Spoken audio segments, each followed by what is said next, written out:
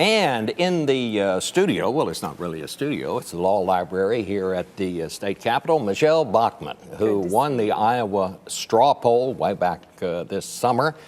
I want to ask you, Ms. Bachmann, about a kind of an interesting statistic that's in the poll that the Des Moines Register ran yesterday.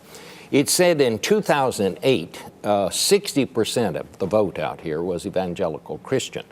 But they are projecting that this time it will be only 30%. Now, those are your people, and I'm wondering, where did they go? I don't understand how they figured this out, but that's what the poll reports. No, it seems very odd. It could be that people self-identify differently than they did before. It's hard to say. I don't think you've seen a tremendous change in the electorate from '08 until this year. I think it's fairly stable because Iowa isn't necessarily a transitory state.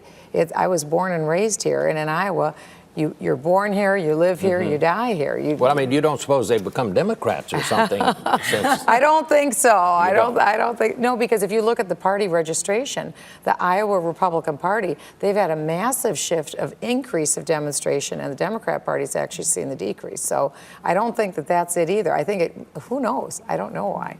Congressman, let me ask you, you won the Iowa straw poll. It was a big victory for you, and now you're at the bottom of the polls and could finish in last place. What's happened to your campaign?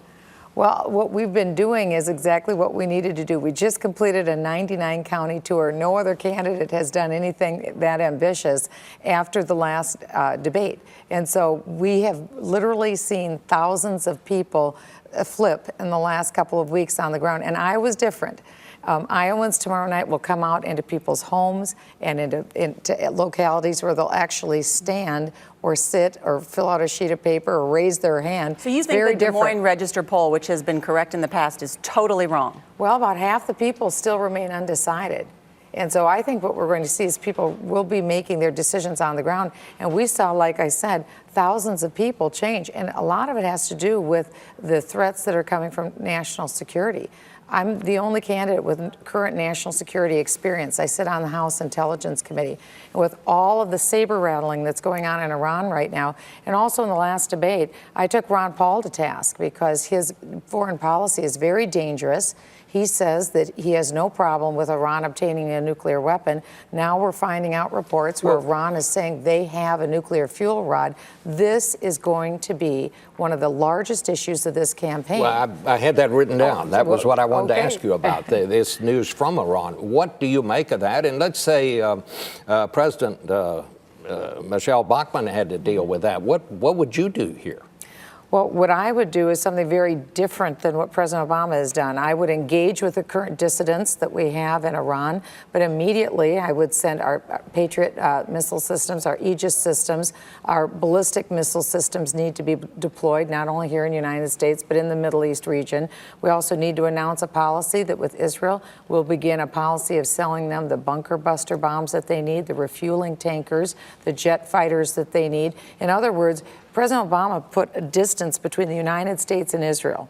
That let the Middle East region and the 22 hostile neighbors surrounding Israel know it's an open field day. Well, I mean, are you talking about putting our missile systems on alert here? I mean... Sure, put them on alert, but also what we need to do is look at a function. What we need to do is look at a function of potentially a blockade as well of the ports in and near Iran and have our missile systems capable and ready to deliver. We need to send a very strong signal that the United States is on high alert, and we will do whatever it takes. Would you envision telling Israel, maybe you better go ahead and just bomb them? Well, it wouldn't be for the United States to tell Israel to do that. What we need to do is take a very aggressive posture toward letting Iran know that we mean business, that we don't want them to seek a nuclear weapon. If this is in fact true, what Iran has announced, that they do have a nuclear fuel rod, this could mean potentially within a year that they will have a nuclear weapon. And they just demonstrated with their test launch of a missile delivery system that they have the capacity to have delivery of a nuclear weapon. This is very serious. And finally, Congresswoman, do you have the money and the organization to continue after Iowa, even if you place poorly?